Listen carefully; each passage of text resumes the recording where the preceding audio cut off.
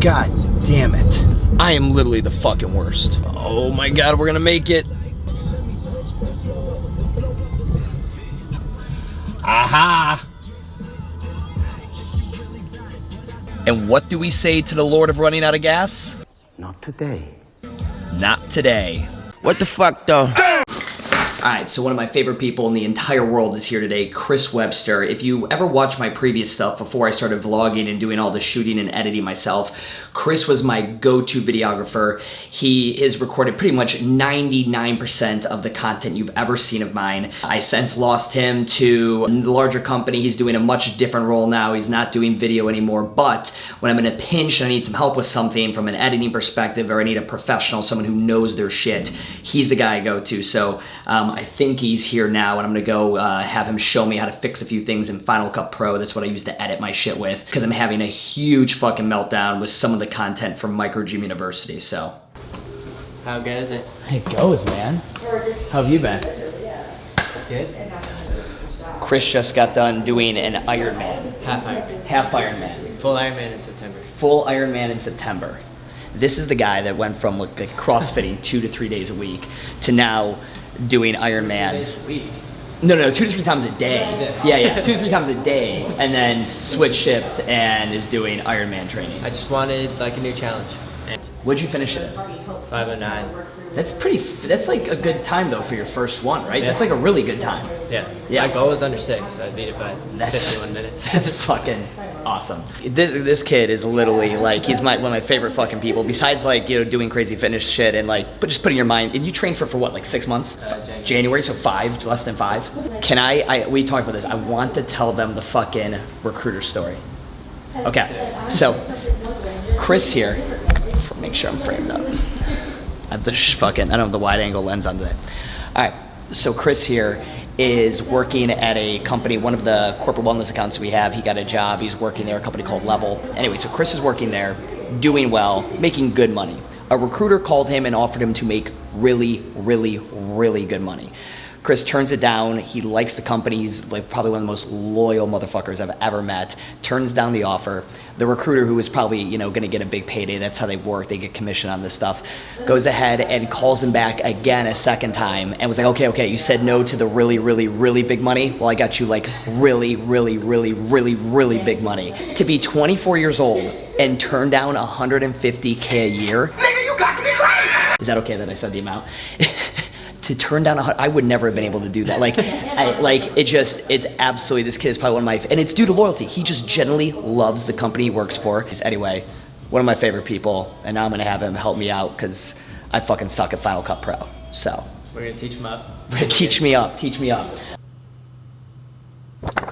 So shot that scene with Chris. I wasn't really sure what I was gonna do with it. And by the way, I do apologize. I know I didn't get another vlog out last week. There was only one. I'm sorry, just been busy as fuck. However, that conversation is a huge part of my HR and team development course on Microgym University that I was coincidentally going through edits on that exact day. So I wanted to sit down and make sure I had a chance to kind of dive deeper in on this. In Chris's scenario, he decided to choose his employee happiness over the money. And I wanted to put a little bit more context to it, and I was gonna message him and be like, hey man, could you go ahead and like, could you give me a little more details? And without even prompting, like the very next fucking day, Chris had already sent me a video. So I'm gonna go ahead and cut up that clip in here just to give you a little bit more context as to Chris's insight to that decision. So check it, guys. I wanna spin off what we just talked about, make it applicable to the gym owner, to Stu's audience. So essentially, I got a job offer for $150,000. It was basically 2 times what I was currently making. Like, I wanted to make the decision based on what would make me the happiest. I didn't want to make it based on the money because, you know, sure, an extra $75,000 a year would be amazing, but what's that money worth if I'm not happy? You know, what does it really mean in the grand scheme of things? Because in life, I feel people want, you know, to feel fulfilled in what they do. They want to feel happy. Obviously, they want to make money, but I don't think that money is the main factor that people look for in, you know, having a good life. So what are you going to do to differentiate yourself and, you know, make your coaches feel fulfilled, feel happy in their job every day, and make them want to stay when someone comes to poach them for 2 times what you're paying them? You know, if you can create a workplace for them to feel fulfilled, feel happy, and feel like, you know, they're really contributing to something bigger than themselves, they will not leave. They will stay. So think about how you can do that for your coaches, because if you want to keep them, you got to do that. Essentially, Chris's entire thing comes down to this again: compensation and fulfillment. Now, in our situations for the microgym, I think we're in a little bit different situation, but I think we could frame up Chris's message to help us out here. So when I talk about creating really good HR, creating awesome team member development, I talk about those two things, compensation and fulfillment. And let's just go ahead and give some definitions here. Obviously, we all know compensation, the amount of money you pay them for the work that they do. But here's some things you need to factor in with compensation. Do they think that the amount of money they're getting paid is a fair exchange for the work that they're doing? This is typically the only place where this goes wrong. When an employee or a team member does not feel like the work I put in equals the amount of monies I get in return. When that teeter-totter is unbalanced, that is when we start to grow resentment towards our employer, because we believe we're putting more into this relationship than what we are getting out in the forms of compensation. Now, typically, a lot of you guys are working with part-time coaches in which you would love maybe for them to come full-time with you. In that scenario, they're generally part-time because they have a full-time job elsewhere. And you may believe I cannot match the compensation in which they are receiving at their other full-time job. And you might be right. There's only one way to figure that out, and if you really want to know, get the HR and team development course at Microgym University. That's a starting point, right? We talk about discovery meetings and leading up and how do we go ahead and make that happen, but to cut to it just for the purpose of this vlog today, you need to realize that you may have something that that other company cannot day trade on, which is fulfillment. Fulfillment is just simply how much do they enjoy their job. Now, this is what it typically looks like. So that full-time coach, that individual that you would love to have come work for you full-time, you're probably intimidated or afraid to ask them or even begin that conversation because you don't think you stand a chance of competing in compensation, all right? But the one thing that you have that their company probably doesn't is this guy down here, fulfillment. Most of those employees are compensated well, more money, but they don't have a lot of fulfillment. Fulfillment's not really there. They don't really enjoy their job.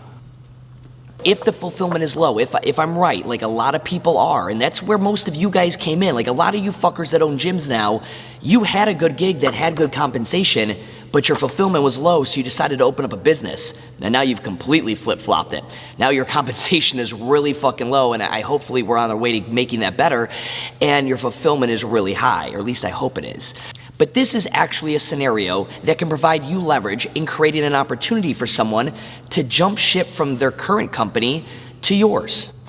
Now, there are a lot of different factors involved in this, and I normally say your best potential employees are gonna be young, single, meaning not married and no kids. But that's just a broad stroke, and I know there's a bunch of outliers to that scenario, but by and large, without those three burdens, and burdens I mean that in the best fucking way possible, but without those three life occurrences and elevations in responsibility, you have more time to be less compensated for a job that you really fucking like in fulfillment. All right, so now let's talk about the situation that maybe most of you are actually in now with someone who works on your team at your business. The compensation, unfortunately, is probably low. However, the fulfillment is very high. And in situations, even when those three life factors don't, factor in for your potential person, the person you're thinking of while you're watching this thing, we need to realize we have to have a plan to match that compensation with where the fulfillment is. So here we are. Your compensation is really low. It's not where you want it to be, but the fulfillment is very high.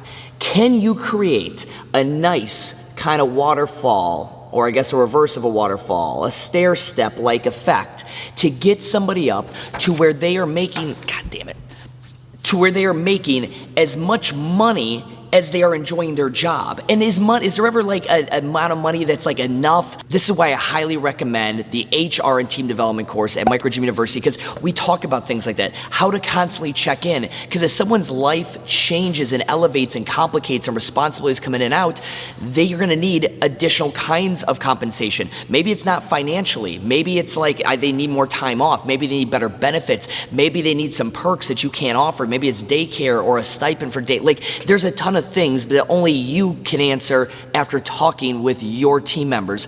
But we need a clear plan. We need there to be steps in which, as people go through this, they can clearly see the next stage. Like, wow, I'm here, I have this role, and there are KPIs, key performance indicators, that if I hit them over a certain period of time, I'm gonna make this new amount of money. Now, there's 4 ways to compensate somebody. You have hourly, salary, performance-based, and energy exchange. Those are essentially the 4 ways to compensate somebody. I discuss them all in the HR course at MGU. It all depends on the situation, what that individual needs. But here's something that you can take to the bank right now that you can go ahead, write this shit down. This is something that is going to be 100% universally true for all of you. You need to know, number 1, what does your team member want? What do they need? How much money do they need to make? How much do they need to make right now? And how much do they need to make in a short, maybe 3-year window from now as they start thinking about their life going forward? Number 2, what can you afford to give them? It's easy math. You look at your numbers, it's right there. How much can you afford to pay them? And then number 3, can you create a clear path to show them that yes, we can get you there?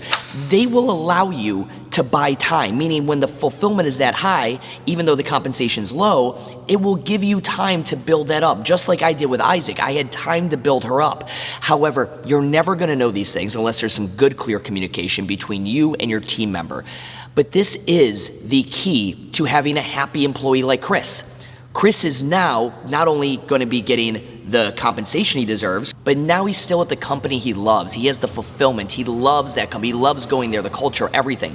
I know you have people that love working for you, even in the small capacity they are. And if there's an opportunity to make them full-time, I would highly recommend that you seize it. The only way you're gonna be able to do that, though, is to find out how much money they need, to figure out the math, whether it's gonna work for you, and then come up with a plan to make sure that this is something that can be done and sustainable over time to create further fulfillment and compensation as they progress as an employee, because none of this stuff is static. You don't figure it out once, set it and forget it like a goddamn crock pot. This is something that is going to change. Their need for compensation is going to change. Their desire for fulfillment is going to change. They're going to want different roles, things like that. Anyway, I really hope this was helpful. And if I haven't plugged it enough, buy the fucking HR and team development course on Microgym University. It's gonna be a game changer for you. So all of this going on, like all this through here, this is moving day. This is our first moving day. We're gonna be doing it twice a year. If you've seen on the previous vlogs, this is like my solution to the CrossFit Open since, you know, moving away from all that. So hopefully we don't fuck it up today. I think it's gonna go well though, I think.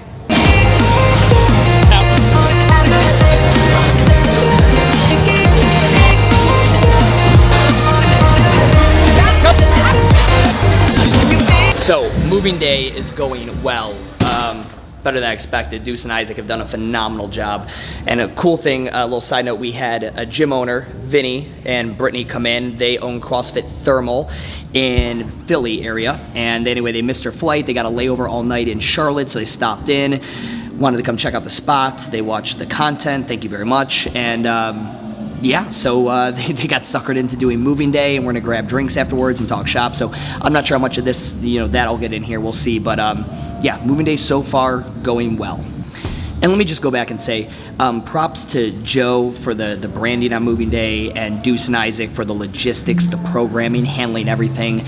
Again, I say this all the time, but invest in people. They are the thing that makes your thing better, that makes your business an actual business. You don't. Me, I don't matter.